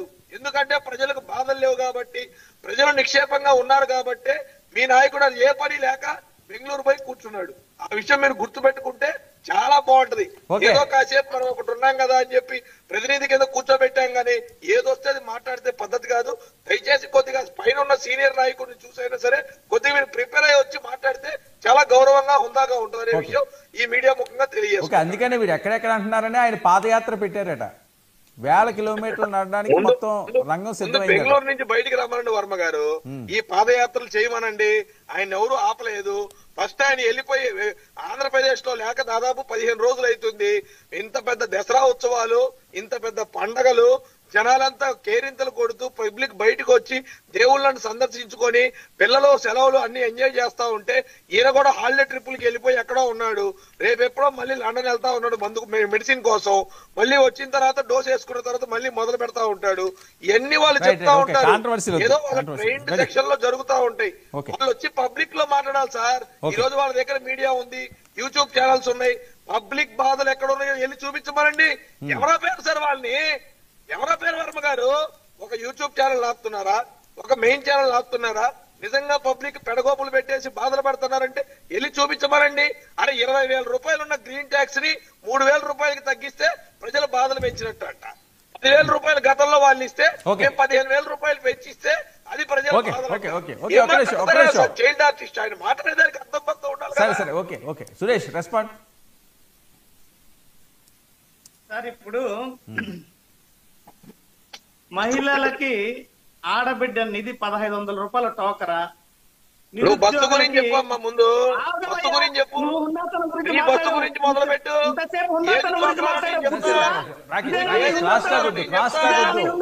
ఏది చెప్తా ముందు ఇచ్చిన రాకేష్ ఒక్క నిమిషం క్రాస్ టాక్ వద్దు, మాట్లాడనివ్వండి. ఈ ప్రభుత్వం ఉన్నప్పుడు ఏ పథకం ఏ సరే సరే రాకేష్ రాకేష్ రాకేష్ క్రాస్ టాక్ వద్దు, మీరు మాట్లాడనివ్వండి. మీరు మాట్లాడుతున్నప్పుడు అతను మాట్లాడలేదు కదా, ఆ డెకరం మెయింటైన్ చేయండి. వెయిట్ అండి రాకేష్ ఒక్క నిమిషం. సురేష్ ఒక్క నిమిషం. సురేష్ వెయిట్. రాకేష్ మీరు మాట్లాడుతున్నప్పుడు ఆయన ఒక్క మాట కూడా మాట్లాడలేదు. ఇస్తాను నేను అవకాశం ఇస్తాను. ఓకే సరే సరే మాట్లాడు రాకేష్. వెయిట్ నేను ఇస్తాను. సొంత చెల్లికి టోకరా పెట్టిన వాళ్ళందరూ మా దగ్గరకు వచ్చి ఓకే ఒక్క నిమిషం రాకేష్, కాంట్రవర్సీ టైం వేస్ట్. మాట్లాడితే రాకేష్ టైం వేస్ట్. ఒక్క నిమిషం ఒక్క నిమిషం. ఓకే ఓయమ్మో తమ్ము గురించి నువ్వే చెప్పాలి, నేనే చూడాలా? సరే సరే ఒక్క నిమిషం ఓకే ఓకే సురేష్ మాట్లాడండి. ఆయన సైలెంట్ అయిపోయి. వర్మగారు ఆయనకో బీపీ టాబ్లెట్ ఇవ్వండి. అరే ఏంది ధైర్యం లేదా, తమ్ము లేదా, తెగు లేదా? ఏ తమ్మున్నారా? సరే వెయిట్ ఆయనకి ఇవ్వండి, సురేష్కి ఇవ్వండి. ఒక్క నిమిషం రాకేష్. నేను చాలా క్లియర్ గా చెప్తాను. సరే ఓకే మాట్లాడండి ఇంకొద్దు, కాంట్రవర్సీ వద్దు, మాట్లాడండి, టైం లేదు, మాట్లాడండి. ఇప్పుడు ఆడబిడ్డ నిధి 1,500 16 నెలలు అవుతా అంటే కూడా ఇప్పటికీ ఒక ఆడబిడ్డకి ఇవ్వలేదు. నిరుద్యోగ భృతి 3,000 రూపాయలు 16 నెలలు అవుతా అంటే ఇంతవరకు ఇవ్వలేదు. అన్నదాత సుఖీభవ 20,000 రూపాయలు కేంద్ర ప్రభుత్వంతో సంబంధం లేదన్న వాళ్ళు 7,000 రూపాయల్లో 5,000 రూపాయలు ఇచ్చారు. మద్యం ఈ రోజు బెల్ట్ షాపులు ఏర్లై పారడమే కాకుండా ఈ రోజు వీళ్ళ నాయకులే కల్తీ ఫ్యాక్టరీలు పెట్టి జనాల ప్రాణాలతో చెలగాటాడుతున్నారు. ఉచిత బస్సు అని చెప్పి 5 రకాల బస్సులకు ఇచ్చి ఇంతవరకు బస్సు సర్వీసులు పెంచలేదు. ఇన్ని రకాల తూట్లు పెట్టుకున్నారు. ఉద్యోగాల గురించి గొప్పలు చెప్తారు. పట్టుమని మొన్న 15,000 ఉద్యోగాల గురించి మాట్లాడుతున్నారు. జగన్మోహన్ రెడ్డి గారు 2,30,000 పర్మనెంట్ రెగ్యులర్ ఉద్యోగాలు ఇచ్చారు. మళ్ళా ఈ గ్రామసీమ పచ్చ గ్రామసీమ మీద మురుగుతోంది. ఇక్కడికి వచ్చి తెలుసుకో ముందు రికార్డుల గురించి, ఏదో ఊకదంపుడు మాటలు మాట్లాడేది కాదు. ముందు తెలుసుకోవాలి మేమేం చేస్తాం, మీరేం చేస్తారని. మీ పథకాలకి ఎన్ని తూట్లు ఉన్నాయో చూసుకో. గ్రామసీమలాగా మొరగడం కాదు, తెలుసుకోవాలి గణాంకాలు. ఓకే సురేష్ తెలుసుకొని దాని ప్రకారం మాట్లాడాలి. ఓకే సురేష్ జగన్మోహన్ రెడ్డి గారు పాదయాత్ర ఎప్పటి నుంచి? ఇష్టం వచ్చినట్టు మాట్లాడితే పడతాం అనుకుంటున్నావా? వెయిట్ చెప్పు, నిరుద్యోగ వృత్తి గురించి చెప్పు. నిరుద్యోగ వృత్తి ఏమైంది? 20 లక్షల ఉద్యోగాలు ఏమైనాయి? నిరుద్యోగ వృత్తి ఇచ్చారా? ఆడబిడ్డ నిధి ఇచ్చారా? బస్సులు ఎందుకు ఆర్టీసీ బస్సు అన్ని ఫ్రీ అని చెప్పి 5 సర్వీసులకే పెట్టారు, మిగతా వాటికి ఎందుకు ఫ్రీ ఇవ్వలేదు? అన్నదాత సుఖీభవకి 16 నెలలకు 5,000 ఇచ్చారు, ఎందుకు 40,000 ఇవ్వాల్సింది? 5,000 ఎందుకు ఇచ్చారు? చేస్తున్నావుదా? మళ్ళా నిస్సిగ్గుగా వచ్చి మురుగుతున్నారు. ఇక్కడ దమ్ము ఉండాలి, ఏదన్నా మాట్లాడాలంటే తెగు ఉండాలా. మీరు ఏం చేశారని మీరు ఇష్టారీతన మాట్లాడుతున్నా పడతాం అనుకుంటున్నారా? అసెంబ్లీకి మీకు రోజులు దగ్గర పెట్టాయి, రోజులు దగ్గర పడ్డాయి. మీకు అందరికీ ఉన్నాయి, దగ్గర పడ్డాయి, అందరికీ వేళ్ళు ఉన్నాయి, దగ్గర పడ్డాయి. లెక్క పెట్టుకోండి. అందరికీ వేళ్ళు ఉన్నాయి అన్న సంగతి గుర్తు పెట్టుకో. మీ నాయకుడు ఎక్కడున్నాడో ముందు తెలుసుకో. నిజంగా కనుక ప్రజల పక్షాలు మాట్లాడాలంటే ఎత్తట్లేదు. అసెంబ్లీకి ప్రజల్ని నిలువ వంచిస్తున్నారు, నిరుద్యోగులు మోసం చేశారు, పసిపిల్లలు విద్యార్థుల్ని మోసం చేస్తున్నారు. అడ్రస్ లేని నాయకుడు గల్లంతైన నాయకుడిని పెట్టుకొని మీరు మాట్లాడతారు. చేస్తున్నారు కదా. పెద్ద మనిషి ఏం మాట్లాడినా ఎక్కడ మాట్లాడినా 20 పెట్టి గణాంకాలతో కడిగి పారేశాడు మీ నాయకుడిని. ఒక్క సమాధానం చెప్పాడా? గణాంకాలు లెక్కలతో మీకు చేతన అవుతుందా? అంత దమ్ముందా? ఒక్క లెక్కకైనా ఏ- సమాధానం దేంతో చెప్పగలిగారా? కడిగాడు మళ్ళా మిమ్మల్ని మీరు వాటరా మామూలు మాట్లాడుతున్నారు. వాటరా? ఒక్క లెక్కకైనా దేంతో సమాధానం కడిగారబ్బా చెప్పారా మిమ్మల్ని మీరు? సరే సరే మామూలు ఒక్క వాటరా? నిమిషం రాకేష్, ఒక్క నిమిషం అండి, ఎందుకు క్రాస్ ఇదే, ఆయన ఏదో ఈ గ్రామ చెప్తాడండి, సింహాలు కడిగాడట, చేస్తారు. వాళ్ళు ఏమైనా గ్రామ కావాలని సింహాలు కంపెనీయా? చేస్తారు. సురేష్. ప్రజలు గమనిస్తున్నారు. సురేష్ గుర్తుపెట్టుకో. ఓకే ఓకే సురేష్ కడగడానికి సురేష్ ఒక్క నిమిషం. వాళ్ళకి ఏమైనా కిరణ్ కాంట్రాక్ట్ కిరణ్ ఇచ్చారా? రెస్పాండ్, కిరణ్కి ఇవ్వండి సింగిల్ ఫ్రేమ్. కిరణ్కి ఇవ్వండి కిరణ్. సార్ ఆ. చెప్పండి. కిరణ్ ఏంటిది సవాళ్ళ మోత? సార్ ఇప్పుడు కేఎస్ ప్రసాద్ గారు అంటే వాళ్ళ ఆయనకేం కొత్త కాదు, చాలా కన్వీనియంట్ గా చాలా కాన్ఫిడెంట్ గా అబద్ధాలు చెప్పేస్తారు. మళ్ళీ దాన్ని మేము ప్రతిసారి ఆయన అబద్ధాలు చెప్పటం, మళ్ళీ దాన్ని మేము కరెక్ట్ చేయాలి. ఇందులో అబద్ధం ఉంది కిరణ్. ఆయన ఇంట్రడక్షన్ వినలేదా మీరు? త్రిమూర్తి అని చెప్పి లొకేషన్ అండ్ చంద్రబాబు నాయుడు గారు పవన్ కళ్యాణ్ గురించి చెప్పారు. సరేలేండి, నేను దాన్ని కౌంటర్ చేస్తూ అడిగినప్పుడు మాధవ్ గారు అన్నప్పుడు ఆటోలో తిరిగారు. ఇది నాకా ఇదే కౌంటర్. ట్రోల్ అవుతున్నది అది పెద్ద పాయింట్. త్రిమూర్తి అన్నప్పుడు మరి జెండాలు పట్టుకుని ముగ్గురు ఎందుకు బీజేపీ వాళ్ళు ఉంటారు చూస్తారండి. ఏడు చూస్తారు బీజేపీ వాళ్ళ పిల్లరు కదా మీరు. అలా కాదు అంటే మేము బీజేపీని పట్టించుకోవట్లేదు, బీజేపీని సైడ్ ట్రాక్ చేసేసాం అన్న విధంగా మీరు మీ మాటలు ఉన్నాయి. నేను మిమ్మల్ని అనలేదు, ఆయన ఇంట్రడక్షన్ ని సమాధానం చెప్పాను. సరే ఓకే. ఒక్క నిమిషం ఆయన ఇంట్రడక్షన్ గురించి మీరు ఎందుకు సార్ పడుతున్నారు? మాట్లాడండి. ఆటోలో తిరిగింది నాకు తెలియదు పవన్ కళ్యాణ్ గారి పక్కన. ఒక్క నిమిషం వినండి. అంటే మీకు మళ్ళీ మేము ఆ ఫోటోలు ఎత్తుక్కుని మాధవ్ గారి నేను Facebook దాని లోకి గురించి వెళ్ళి- చెప్పలేదు, మీరు జాగ్రత్తగా వినండి. ఆటోలో నేను ఆ సభలో ముగ్గురు జెండాలు పట్టుకుని చెప్పాను, కాదు, సరే. తర్వాత ఇది చెప్పాను. సరే, మరి- దీనికి మీరు కాంట్రడిక్షన్ అని కిరణ్, అబద్ధాలు కిరణ్, పాయింట్లో ఏది పడితే అది రండి, మాట్లాడకండి కిరణ్ గారు. పాయింట్లో రండి. సార్, ఒక్క నిమిషం వినాలి. మీరు విని తర్వాత మాట్లాడండి. టైం తక్కువ అయిపోయింది, ఆల్రెడీ 10 minutes ఉంది ఇంకా. ఇప్పుడు ప్రతిసారి మళ్ళీ మేము ఎత్తుక్కుని ఆ ఫోటోలు ఇక్కడే లైవ్ లో చూపించేంత అవసరం రాకూడదని నేను కోరుకుంటా ఉన్నా ప్రతిసారి. ఓకే ఓకే మళ్ళీ పవన్ కళ్యాణ్ గారి కాన్స్టిట్యున్సీ గురించి మాట్లాడుతూ మీరు మీ ఇష్టం వచ్చిన ఇంటర్ప్రిటేషన్స్ చేసేస్తా ఉన్నారు. ఇప్పుడు మీకు లాగా ఒక అనలిస్ట్ లాగా రోజుకో పార్టీని మద్దతు చేస్తూ మేము మాట్లాడలేం కదా. ఒక పార్టీ అధ్యక్షుడు బాగా చెప్పారు. ఒక అనలిస్ట్ రోజుకో పార్టీ అంటే సబ్జెక్ట్ పరంగా అనలిస్ట్ ఒక పార్టీకి పక్కనే మారవలసి వస్తుంది. ఒక్క నిమిషం. అంతేగాని అన్ని నెత్తికేసుకొని కూర్చోవచ్చు. మీదేదో ఒకటే సింగిల్ ఎజెండా ఉంటుంది. మీరు అన్ని పార్టీలకి సమాన దూరం పాటిస్తే నేను ఈ మాట మాట్లాడాల్సిన అవసరం రాదు కేఎస్ ప్రసాద్ గారు. Okay okay. అంటే ఈసారి పవన్ కళ్యాణ్ గారు పోటీ చేసేస్తారు, నెక్స్ట్ టైం వర్మ గారు పోటీ చేసేస్తారు, మీ ఇష్టం వచ్చినట్టు మాట్లాడకూడదు అట్లా. ఇప్పుడు జగన్మోహన్ రెడ్డి గారి లాగా మాకు అప్పనంగా వచ్చిన కాన్స్టిట్యున్సీ లేదు కదా మాకు కానీ లోకేష్ గారికి కానీ. మేము ఎత్తుక్కోవాలి. మేము ప్రజలు ఒక కాన్స్టిట్యున్సీలో పోటీ చేసాం, దాన్ని మీరు ఈ సంవత్సరం ఇక్కడ పోటీ చేస్తారు, వచ్చే సంవత్సరం ఇంకోసారి పోటీ చేస్తారు, అలా అనకూడదు. మీకులాగా అంత కన్వీనియన్స్ ఉండదు. ఇప్పుడు మీరు ఈ డిబేట్ లోనే టీడీపీని సపోర్ట్ చేస్తే వెంటనే ప్లేట్ తిప్పొచ్చు, కానీ మేము అట్లా తిప్పే అవకాశం మాకు ఉండదు. మేము ఒక కాన్స్టిట్యున్సీని నమ్ముకుంటే ఆ కాన్స్టిట్యున్సీ తరపున పోటీ చేయాల్సి ఉంటది. పవన్ కళ్యాణ్ గారు పిఠాపురం ఒక్క నిమిషం సార్, మీరు మాట్లాడిన కౌంటర్ దీనికి గ్యారెంటీ ఇస్తారు. సరే రాసుకోండి, మీరు రాసుకోండి. మీరు రాసుకోండి. Okay okay. ఇంకోటి సురేష్ గారు మాట్లాడుతూ జగన్మోహన్ రెడ్డి గారిని చూసి ఈ పథకాలు ఇస్తా ఉన్నారంట. జగన్మోహన్ రెడ్డి గారికి ఉన్న పేటెంట్ హక్కు ఉందా? ఈ పథకాలు ఆయనే చెప్పాలి, తర్వాత వచ్చిన ప్రభుత్వాలు దానికి అనుబంధంగానో లేకపోతే దాన్ని ఇంప్రవైజ్ చేసో పథకాలు ఇవ్వకూడదని చెప్పేమన్నా మీరు పేటెంట్ హక్కులు ఏమైనా తీసుకుంటా ఉన్నారా? లేకపోతే జగన్మోహన్ రెడ్డి గారిని చూసే భయపడి అమెరికాలో ట్రంప్ కూడా సంక్షేమ పథకాలు అమలు చేస్తా ఉన్నాడా? జగన్మోహన్ రెడ్డి గారిని భయపడో లేకపోతే ఇంకొకరికో భయపడో కూటమి ప్రభుత్వం కాదు, కూటమి ప్రభుత్వం లేదు. మేము ఏదైతే హామీలు ఇచ్చామో ఆర్థిక ఇబ్బందులు ఉన్నా కూడా, ఈ రోజున పవన్ కళ్యాణ్ గారు చెప్పారు 450 కోట్ల పైచిలకు రూపాయలు ఆర్థిక ఇబ్బంది ఉన్నా కూడా స్త్రీశక్తి పథకం వల్ల ఆటో డ్రైవర్ సోదరులు ఇబ్బంది పడతా ఉన్నారు కాబట్టి వాళ్ళకి ఎంతో కొంత చన్నీళ్ళకు వేడి నీళ్ళు తోడన్నట్టు, వేడి నీళ్ళకి చన్నీళ్ళు తోడన్నట్టు వాళ్ళకి ఎంతో కొంత ఆర్థిక స్వాలంబన ఉండాలి కాబట్టి ఈ రోజున 15,000 రూపాయలు ఒక్కొక్క ఆటో డ్రైవర్కి, ఎలిజిబుల్ ఆటో డ్రైవర్కి ఇస్తా ఉన్నారు. మీకు ఎందుకు కళ్ళు కుట్టేస్తా ఉన్నాయి? మీరు ఎందుకు దాన్ని అప్రిషియేట్ చేయలేకపోతా ఉన్నారు? గతంలో 10,000 ఇచ్చి మళ్ళీ కేసులు రాసి దాని నుంచి ముక్కుపిండి వసూలు చేశారు కదా. ఈ రోజున మేము ఒక పథకం అమలు చేస్తా ఉంటే దాన్ని చూసి మీరు ఓర్చుకోలేకపోతా ఉన్నారు. 15,000-16,000 పైచీలకు డిఎస్సి పోస్టులు తీస్తే దానికి కూడా మీరు కనీసం అప్రిషియేట్ చేసే సత్తా లేదు మీకు. 5 సంవత్సరాలు మెగా డిఎస్సి అని చెప్పి 50,000 పోస్టులు తీస్తానని చెప్పి జగన్మోహన్ రెడ్డి గారు డిఎస్సి వాళ్ళందరినీ, అభ్యర్థులందరినీ మోసం చేస్తే ఈ రోజున 16,000 పోస్టులు తీసి వాళ్ళకి ఉద్యోగాలు ఇస్తా ఉంటే దాన్ని అప్రిషియేట్ చేయలేకపోతాను సురేష్ గారు. ఓకే. ఏంటి పాదయాత్ర అట జగన్మోహన్ రెడ్డి ఎక్కడి నుంచి సార్? బెంగళూరు నుంచా, ఆంధ్ర నుంచా? ఎక్కడి నుంచి పాదయాత్ర? ఎందుకు పాదయాత్ర? అంతా గతంలో ఎవరూ చేయలేనటువంటి పాదయాత్ర రికార్డు స్థాయిలో రికార్డు కిలోమీటర్లు చేయబోతున్నారట.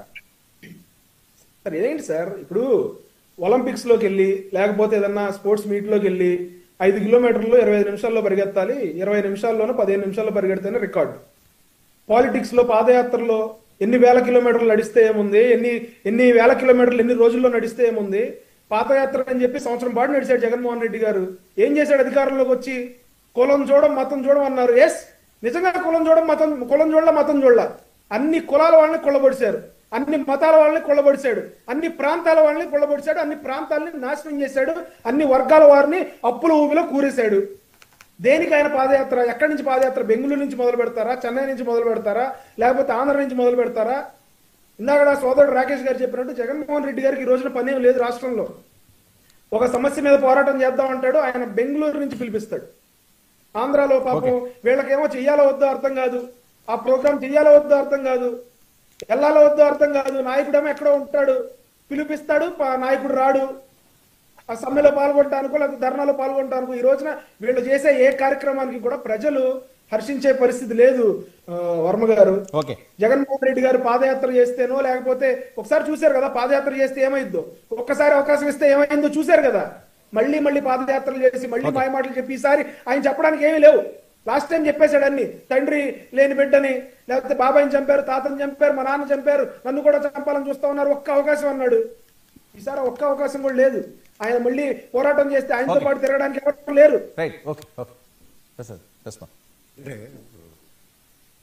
మిత్రుడు అన్న మాటకి కన్సిస్టెంట్ గా కాన్స్టెన్సీ ఉన్న వాళ్ళు ఎవరంటే ఒకరు చంద్రబాబు నాయుడు గారు కుప్పం నుంచి, వాళ్ళ అబ్బాయి గారికి ఏమో కుప్పంలో ఇంకా రాజకీయాల్లో ఇంకా ఫుల్ యాక్టివ్గా ఉన్న చంద్రబాబు నాయుడు ఉన్నారు కాబట్టి ఖచ్చితంగా ఆయన వేరే నియోజకవర్గం ఎంచుకోవాలి. ఆయన మీరు గమనిస్తే మంగళగిరి 2 సార్లు కన్సిస్టెంట్ గా మంగళగిరి నుంచి నిలబడ్డాడు ఆయన. ఇక్కడికి వచ్చేకల్లా జగన్మోహన్ రెడ్డికి శాశ్వతంగా పులివెందుల వాళ్ళ నాన్నగారు తదనంతరం వాళ్ళ నాన్నగారు ఉన్నప్పుడు కూడా ఆయన ఎంపీగానే కడప నిలబడ్డాడు. అలాగే పవన్ కళ్యాణ్ గారిని మీరు గమనిస్తే నియోజకవర్గం లేని అభ్యర్థి కింద ఆయన పరిగణిస్తారు. గతంలో గాజువాక భీమవరం, ఈసారి పిఠాపురం వర్మ గారు అనుకుంటే. ఇప్పుడు మీరు నెక్స్ట్ టైం రాజకీయాల్లో ఇవాళ వర్మ గారి రాజకీయ ప్రస్థానం అందరికీ తెలిసిందే. ఒక ఇండిపెండెంట్ గా కూడా ఆయన సామర్థ్యం నిరూపించుకున్న వ్యక్తి అక్కడ. అంచేత నియోజకవర్గం అన్న విషయంలో రేపు పొద్దున ఎవరు త్యాగాలు చేయడానికి, రాజకీయ ఆరంగేటర్ల నుంచి శాశ్వతంగా నిష్క్రమించడానికి ఎవరు ఉండరు. అంచేత మీ నియోజకవర్గం ఏంటన్నది మీరే ఎంచుకోవాల్సిన ప్రాస్పెక్ట్ ఉంటుంది.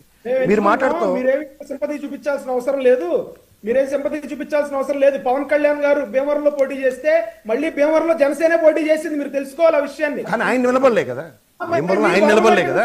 అదే చెప్తున్నారు, పులివెందుల్లో జగన్మోహన్ రెడ్డి గారు నిలబడ్డారు, కుప్పంలో చంద్రబాబు నాయుడు గారు నిలబడ్డారు, మళ్ళీ ఆయన నిలబడ్డారు. ఇది తెలుసుకోండి ఫస్ట్. నియోజకవర్గం లేని అభ్యర్థి కింద పవన్ కళ్యాణ్ గారు ఏ ఎలక్షన్ కి ఆ ఎలక్షన్ కి ఒక్కొక్క నియోజకవర్గం ఎంచుకుంటాడు. ఇది గ్రహించండి కిరణ్ గారు, మీరు ఇది గ్రహించుకుంటా. మీరు నియోజకవర్గం లేదంటే నేనేం చెప్పాలా? ఇప్పుడు గతంలో గాజువాక, గతంలో భీమవరం, ఈసారి పిఠాపురం, మళ్ళీ మీరు ఇంకో నియోజకవర్గం అన్నది ప్రాబిలిటీయే అయిపోతే ఇంకో కన్సిస్టెంట్ గా మళ్ళీ పిఠాపురం చెప్పలేని పరిస్థితి.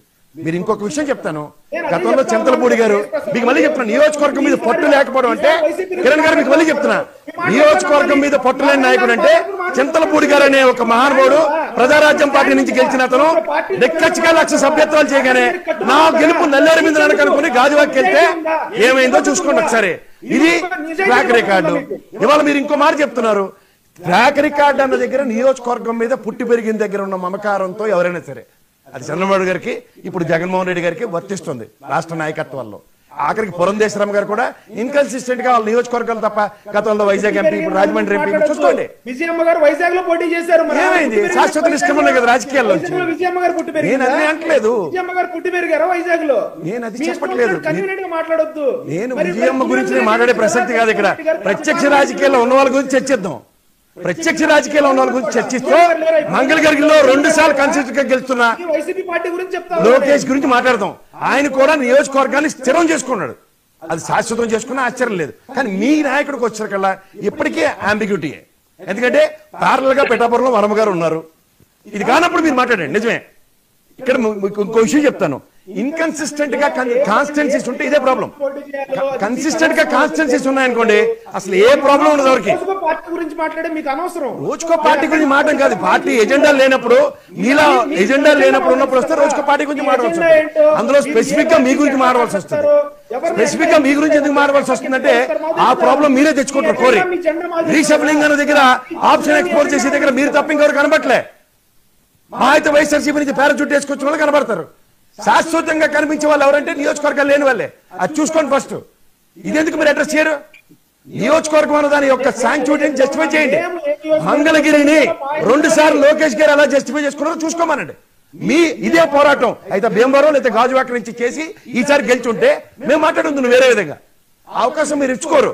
ఎక్కడ వడ్డించిన వేస్తారంటే గతంలో చంద్రబాబు గారు రాజువాక అనుకున్నారు, ఈసారి వర్మ గారు కనికరించారు కాబట్టి ఈసారి అయింది పని. మీకు అదే చంద్రబాబు గారి దగ్గర మనం లేక పెందుతూ పంపించారు, ఏమైంది? ఎందుకు చెప్పకూడదండి? నియోజకవర్గం ఉన్న వాళ్ళ విషయం గురించి చెప్పమన్నప్పుడు ఇదే చెప్పాలి. ఎందుకు లేదు? మీరు ఇక్కడ వ్యక్తిగత దోషం కాదండి కిరణ్ గారు, వ్యక్తిగత దోషంలో కాకుండా నేను చెప్తున్నాను. నియోజకవర్గ కన్స్టిట్యూన్సీ లోకేష్ గారు కూడా ఎందుకు ఎగ్జాంపుల్ చెప్పాల్సి వస్తుంది? అక్కడ మీకు వెసులుబాటు లేదు, అది కూడా ఉండదు, లేదు. మీకు లేని కారణంగానే కిరణ్ గారు ఈ ప్రాబ్లం. ఇదే ముఖ్యమంత్రి గారు నియోజకవర్గ రీషఫ్లింగ్ ఉంటుందంటే ఫస్ట్ అలర్ట్ అయింది పవన్ కళ్యాణ్ గారే. అప్పనంగా కూర్చుని ఏసీలో కూర్చుని అది అలా చేసేయండి ఇది ఇలా చేసేయండి అని చెప్పడానికి మీకు ఈజీ. మరి అదే చెప్తున్నాను. 12 సంవత్సరాల చిలక 14 సంవత్సరాల చిలక పార్టీ పెట్టి నాకు ఎప్పటికీ నియోజకవర్గం లేదంటే నిస్సాయ స్థితే. ఈ రోజు కూడా నిస్సాయ స్థితి ఎందుకు వస్తుంది? పార్టీని క్షేత్రస్థాయిలో నిర్మాణం లేక, నియోజకవర్గాలు లేక, క్యాండిడేట్లు లేక, ఉన్న నాయకుల్ని పరిరక్షించుకోలేక, ఇన్ని డిఫికల్టీస్ ఉన్న దగ్గర ఏమవుతుందో సార్ చెప్పండి. దీనికి ఆన్సర్స్ మీ దగ్గర ఉండవు. ఎంతసేపు మీరు ఎవరే చెప్తున్నాను కిరణ్ గారు, ఇన్కన్సిస్టెన్సీకి కన్సిస్టెంట్ గా జస్టిఫై చేస్తున్నప్పుడు, కాన్స్టిట్యున్సీల మీద పొట్టు లేనప్పుడు ఈ ప్రాబ్లం ఉంటుంది. ఒక్క నిమిషం టైం ఇవ్వండి. కాదండి, నేను మాట్లాడుతున్నప్పుడు ఆయన ఆపారు, నేను మాట్లాడుతున్నప్పుడు ఆయన ఆపే ఆపట్లే. మీరు ఇది నాకు అర్థం కావట్లే. రాసుకొని చెప్పొచ్చు కదండి కిరణ్ గారు, మీరు కూడా రాసుకొని చెప్పాలి కదా. ఏమండి మీరే వదులుతారా? చెప్పండి. మీకు జనసేన తెలుగుదేశం 2 కళ్ళు ఇక్కడ ఈ ఛానల్లో. మీరు ఇబ్బంది పడతారు. ఒక్క నిమిషం కంప్లీట్ చేస్తా, టైం కూడా అయిపోయింది. నిస్సహాయ స్థితి ఎవరికి వస్తుందంటే కేఎస్ ప్రసాద్ గారు లాంటి వాళ్ళకి వస్తుంది. ఎందుకంటే రాజకీయాల్లో బీజేపీ మధ్య ఎంత గొడవ పెట్టాలని చూసినా చిరంజీవి గారు అన్నా మీరేం పట్టించుకోలేదు సార్. ఇంకేం మీరు మిమ్మల్ని గురించి మేము ఆడడం టైం వేస్ట్. నిస్సహాయత వస్తుంది సార్. కేఎస్ ప్రసాద్ గారు మీ నిస్సహాయత చూసి నేను ఇప్పటికీ ఒకటే మాట చెప్తా, నియోజకవర్గాన్ని దయించి ఎంచుకోండి ఈసారైనా. ముందుగా మేము ఎంచుకుంటాంలే, మీరు పార్టీని ఎంచుకోండి. రోజుకో పార్టీ కాదు, మాకు అవసరం లే. అనలిస్ట్ పుస్తకంలో కాదు, ఒక పార్టీ. ఇదే తట్టుకోలేరు. నేను వేరే కండు వేసుకొస్తే అసలు భరించగలరు, ఆలోచించుకోండి. సరే ఆయన కాదు కిరణ్, ఆయన కండువా వేసుకొస్తే అసలు తట్టుకోలేరు, మామూలుగా తట్టుకోలేకపోతున్నారట. ఆయన చెప్పే అబద్ధాలు. కనీసం కండువా వేసుకొని నిజం కాదని చెప్పండి. ఇప్పటికైనా మీ సార్కి నియోజకవర్గం ఉందా? ఆయన ముసుగులందరికీ ఎప్పటికైనా మీ సార్కి నియోజకవర్గం ఉందా? పిఠాపురంలో వర్మ గారు కనికరించబోతే చెప్పండి. మీకు పార్టీ ఉందా? మీకు పార్టీ మీలో ఇన్కన్సిస్టెంట్ గా ఉండవలసిన అవసరం. మీకున్న పార్టీల ఆప్షన్స్, ఒకసారి బీఎస్పీ, ఒకసారి కమ్యూనిస్ట్ పార్టీలు, ఒకసారి తెలుగుదేశం, ఒకసారి మళ్ళీ బీజేపీ, మళ్ళీ తెలుగుదేశం బీజేపీ. ఇది మీ ట్రాక్ రికార్డు. 14 ఏళ్ళు అయింది, ఎప్పటికి కూడా పార్టీ కన్స్ట్రక్టివ్ రియాక్టివ్ మోడ్ లేదు. ఎక్కడికక్కడ తెలుగుదేశం మన్ననలు ప్రాపకంతో తప్ప స్వయం ప్రతిపత్తి లేని ఏకైక ప్రాంతీయ పార్టీ ప్రపంచ చరిత్రలో ఉందంటే జనసేన పార్టీయే. స్వయం ప్రతిపత్తి లేని ఏకైక పార్టీ ప్రపంచంలో ఏదంటే జనసేన పార్టీ. స్వయం ప్రతిపత్తి లేని తెలుగుదేశం ప్రాపకం లేకపోతే దిక్కు దివాణం లేదు. సమయం కూడా లేదు. సోదరులు కిరణ్ గారు మాట్లాడుతూ సంక్షేమ పథకాలు ఏమైనా జగన్మోహన్ రెడ్డికి పేటెంటా అన్నారు. దానికి నా వివరణ ఏంటంటే, జగన్మోహన్ రెడ్డి గారు గాని రాజశేఖర రెడ్డి గారు గాని వారి పేర్లు చెప్తే ఒక ఆరోగ్యశ్రీ, 2 రూపాయల కిలో బియ్యం, ఫీజు రియంబర్స్మెంట్, జలయజ్ఞము, ఈ రోజు మీరు ఇచ్చేటువంటి ఆటోలకి డ్రైవర్లకి ఇచ్చే డ్రైవర్ నేస్తము, అదే విధంగా అమ్మఒడి పథకము, అదే విధంగా రైతు భరోసా, ఇలాంటి పథకాలన్నీ గుర్తొస్తాయి. ఈ రోజు నేను ఎందుకన్నానంటే, ఒక అమ్మఒడిని మీరేం చేశారు? తల్లికి వందనం చేశారు. రైతు భరోసాని ఏం చేశారు? అన్నదాత సుఖీభావ చేశారు. ఈ రోజు మీరు ఇచ్చిన డ్రైవర్ నేస్తం పథకం కూడా జగన్మోహన్ రెడ్డి గారు తీసుకొచ్చింది. ఇలాంటి పథకాలని కాపీ కొట్టి మీరు ఇస్తున్నారని చెప్పి మాట్లాడా. పట్టుమని ఈ రోజు చంద్రబాబు నాయుడు గారి పేరు చెప్తే ఒక టక్కన ఒక పథకం చెప్పండి, పవన్ కళ్యాణ్ గారి పేరు చెప్తే ఒక పథకం చెప్పండి. సుదీర్ఘమైనటువంటి పాదయాత్ర చేసి సరే, ఇప్పుడు ప్రశ్నలు మీరు ఏం చెప్పాలనుకుంటున్నారు చెప్పండి. రెడ్డి గారి గుండెల్లో నుంచి వచ్చిన పథకాలు అవి. జగన్మోహన్ రెడ్డి గారికి పని లేదు, పవన్ కళ్యాణ్ గారు నుంచి వస్తున్నారు. పథకం చెప్పండి సార్, కంటెంట్ లేక పథకం చెప్పండి చాలు. చంద్రబాబు గారు మతిష్ఠం నుంచి వచ్చిన ఒక పథకం చెప్పండి సార్. పథకాల గురించి పథకాలు ఏ ప్రభుత్వం ఎలా డిసైడ్ చేస్తుందో అది ప్రభుత్వం అధిష్టానం ఇస్తాం. అంతేగాని ప్రభుత్వానికే మేమే పేటెట్టు, మేమిస్తేనే పథకాలు, ఇంకెవరు లేదంటే దేశంలో కాదు ప్రపంచంలో అనేక చోట్ల అనేక పథకాలు నడుస్తాయి. అన్నింటినీ మీకెళ్ళే చూపిస్తాయా? ఇందాక కిరణ్ గారు చెప్పింది కూడా మీరు మైండ్ కి ఎక్కించుకోవాలి. అంతేగాని మనం ఏం చెప్తే అదే నిజం అనుకుంటే పొద్దాకులు అది అబద్ధం ఆర్టిస్ట్ అర్థం చేసుకోండి. ఒకటి చెప్పవయ్యా, చంద్రబాబు నాయుడు గారు సొంతంగా తెచ్చిన పథకం ఒక్కటి చెప్పు. చంద్రబాబు నాయుడు గారు ఎన్ని పథకాలు తెచ్చారో నువ్వు గూగుల్లో కొడితే వస్తుంది, నేను చెప్పక్కర్లేదు నీకు. మీరు కొట్టి చెప్పండి ఒకటి, మాకు ఎందుకు మాకు తెలియదు కదా. గూగుల్లో కొట్టు. మీరు మాత్రం చెప్పరు, నేను గూగుల్లో కొట్టుకోవాలి. రికార్డులు ఎక్కడెక్కడ బద్దలైనాయో, ఏ కేసుకి ఎన్నిసార్లు కోర్టు అటెండ్ అయ్యారో, ఏ కేసులకి ఎన్ని మీద మన మీద కేసులు ఉన్నాయో, అవినీతిలో మనం ఎంత టాపో, కుటుంబాన్ని మోసం చేయడంలో మనం ఎంత టాపో, ప్రజలను మోసం చేయడంలో మనం ఎంత టాపో గూగుల్లో వస్తాయి. ఒక్కసారి గూగుల్లో కొట్టుకుంటూ నీకు ఏది కావాలో అది వస్తాయి. మీకున్నట్టు మీరు మాట్లాడటం అనేది తప్పు. అసలు మీకు సంబంధమే లేదు, మీ జేబులో డబ్బులు ఇవ్వట్లేదు. ఇది ప్రభుత్వ అధినేతగా ప్రభుత్వం ఇచ్చే మంచి పనులు, ప్రభుత్వం ఇచ్చే మంచి పని స్వాగతించలేకపోతే చేతులెత్తి ఇంట్లో కూర్చో, అంతేగాని నోటికి ఇష్టం వచ్చినట్టు మాట్లాడితే కనుక చూస్తూ ఊరుకోవాల్సిన అవసరం లేదు. గుర్తుపెట్టుకోండి. ముందు మీ నాయకుడు ఎక్కడున్నాడో ఫస్ట్ ట్రాన్స్లేట్ చేసుకుని ఎత్తుకు. మీ నాయకుడు కనబడి ఎన్ని రోజులు అయిందో కార్యకర్తలు కొట్టుకుంటున్నారు, లీడర్లు కొట్టుకుంటున్నారు.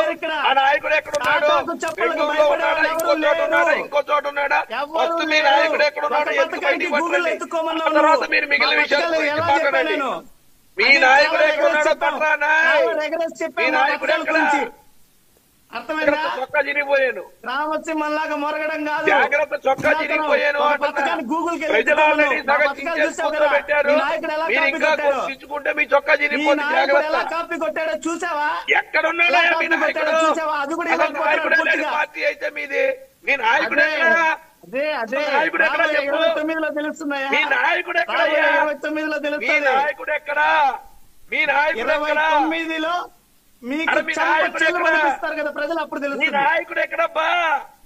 ఓకే. నాయకుడు అమరావతిలో ఉన్నాడు. మీ నాయకుడు ఎక్కడ? సరే సరే ఓకే అండి. మీ నాయకుడు ఎక్కడున్నాడో చెప్పు. ఓకే పథకం లేనోడు కాదు. ఓకే ఓకే ఓకే ఒక్క నిమిషం కిరణ్ గారు ఫాస్ట్ గా. చరిత్ర సృష్టించేవాడు మా నాయకుడు. మీలాగా కాపీ పేస్ట్ కాదు, చాలా చూసాం. కాపీ పేస్ట్ సరే కాదు. ఒక్క నిమిషం చరిత్ర చాలా చూసాం. కిరణ్. రక్త చరిత్ర అంతా చూస్తానే సరే ఉన్నాం. సరే ఒక నిమిషం. కొన్ని సంవత్సరాలుగా కిరణ్. పులివెందుల్లో మొదలైన రక్త చరిత్ర ఎక్కడ దాకా సరే అండి రాకేష్ వినండి కిరణ్. చూస్తానే ఉన్నాం. Okay Kiran respond. రక్త చరిత్ర అంతా చూస్తానే ఉన్నాం. సార్ ఇప్పుడు అమలు చేయలేని పథకాలు ఎన్ని గుర్తొస్తే ఏముంది సార్? అమలు చేయలేని పథకాలు, అమ్మఒడి అని చెప్పి ఎంతమంది పిల్లలు ఉంటే అంతమందికి ఇస్తామని చెప్పి ఒకళ్ళకి ఇచ్చి పథకాన్ని అటకెక్కిచ్చారు. పోలవరం జలయజ్ఞం అని చెప్పి పోలవరం పూర్తి చేయలేక 5% పూర్తి చేసి చతికిల పడిన పథకాలు ఎన్ని గుర్తొస్తే ఏముంది సార్? పోలవరం మన బాధ్యత కాదు కదా కిరణ్, అది సెంట్రల్ గవర్నమెంట్. మీరు ఆగండి సార్, మీరు ఆగండి. పోలవరం విషయంలో రాష్ట్ర ప్రభుత్వం ఏ బాధ్యత? రాష్ట్ర ప్రభుత్వం ఏ బాధ్యత? పోలవరంలో మీరు ఏదేదో మాట్లాడుతుంటే ఎవరు వెంటారు ఇక్కడ కూర్చొని? పోలవరం రాష్ట్ర ప్రభుత్వ బాధ్యత ఏంటి? కేంద్ర ప్రభుత్వం బోలాది శాతం ప్రాజెక్టు ఇది కూడా తెలియకుండా బయటకు వస్తే ఎలాగండి? ఆగండి సార్, కాదండి కిరణ్ గారు, మీరు కూడా చదువుకున్న వాళ్ళు. కేంద్ర ప్రభుత్వం బాధ్యత అది, దాన్ని వదిలేసి రాష్ట్ర ప్రభుత్వం కట్టలేదంటే 72% కట్టారు. స్పిల్ వేత్కి వెళ్ళిపోయింది, కింద జయపురం వాళ్ళు లేచిపోయింది. ఏం చేయమంటారు అక్కడ పట్టుకొని? చంద్రబాబు నాయుడు గారు చేసిన తప్పిదాల వల్ల ఈ రోజు ఇక్కడ ముందుకు పోలాది. ఓకే కేంద్ర ప్రభుత్వం సురేష్ మీరు పథకాలు చెప్పండి అంటే కేంద్ర ప్రభుత్వాన్ని తెచ్చి మన రాష్ట్రాన్ని ఏముంది సార్? అమలు చేయలేక చేత కాక ఎవరికి అమలు కావాలి? మీకు చెప్పిన అమ్మఒడి విషయంలో తల్లికి 100 అన్నారు, 13,500 కోట్లు కావాలి. బడ్జెట్ లో కేవలం 7,000 కోట్లు ఇచ్చారు, ఇంకా 5,000 కోట్లు కావాలా? ఎన్ని చెప్పమంటారు?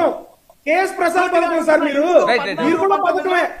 పథకమే అదే మరి చెప్తుంది. బాధ ఎలా ఉంటుందంటే మీకు అమలు సాధ్యం కానీ మీ వల్ల అవుతున్నాయి, అది చెప్తే బాధ వస్తుంది. మీకు ఏం చెప్పాలి? మిమ్మల్ని కూడా పెంచి పోషించింది, మీరు కూడా పథకమే. వైఎస్ఆర్సీపీ హయాంలో ఏదో మాట్లాడాలనేసి మాట్లాడటం కరెక్ట్ కాదు సోదరా. ఏదైనా కూడా గొప్ప ఆర్టిస్టులే, సంస్కృతి శాఖ ఇచ్చారు కానీ అందరూ పెయిడ్ ఆర్టిస్టులు. ఎవరు ఆర్టిస్టులు తెలుసుకోండి. ఒక్క పథకం చెప్పలేకపోతే గూగుల్లో మమ్మల్ని ఎత్తుకోలేకపోతున్నాం ఉంటుండి. మీరు చెప్పండి ఒక పథకం అంటే మమ్మల్ని గూగుల్లో ఎత్తుకోమండి. ఏం చెప్పాలి మీకు?